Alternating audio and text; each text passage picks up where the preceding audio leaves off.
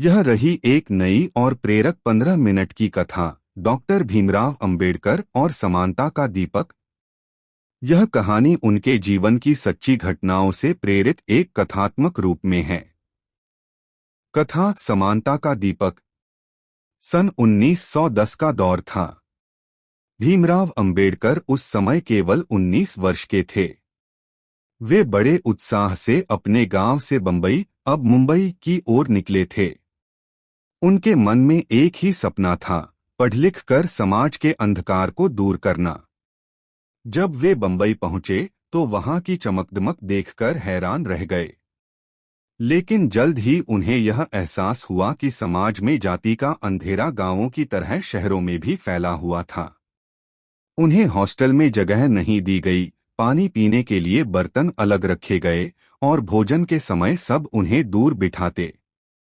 भीमराव ने यह सब सहा, मगर भीतर आग जल उठी। एक दिन मैं इन दीवारों को तोड़ दूंगा।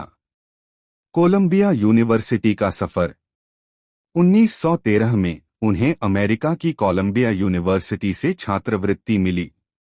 वहां का वातावरण बिल्कुल अलग था। वहां किसी ने उनसे उनकी जाति नहीं पूछी। पहली बार उन्होंने वह आजादी महसूस की जो इंसान को इंसान बनाती है। वह अक्सर कहा करते थे, जहां समानता है वहीं सच्ची स्वतंत्रता है। अमेरिका में पढ़ाई के दौरान उन्होंने जाति का विनाश विषय पर गहरा अध्ययन किया।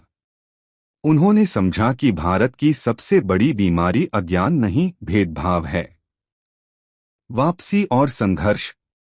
भारत लौटने के बाद उन्होंने देखा कि स्थिति पहले जैसी ही है। लोग जाति के नाम पर एक दूसरे को नीचा दिखा रहे हैं।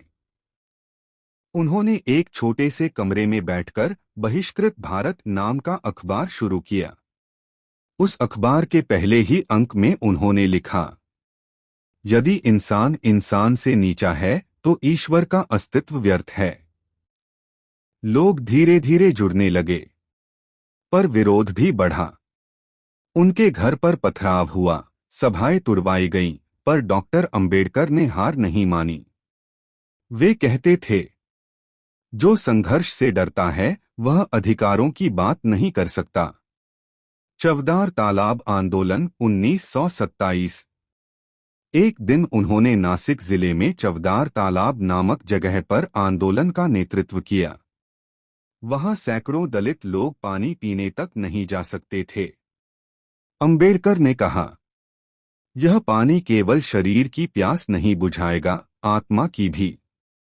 चलो समानता का पहला घूंट पीते हैं। वे आगे बढ़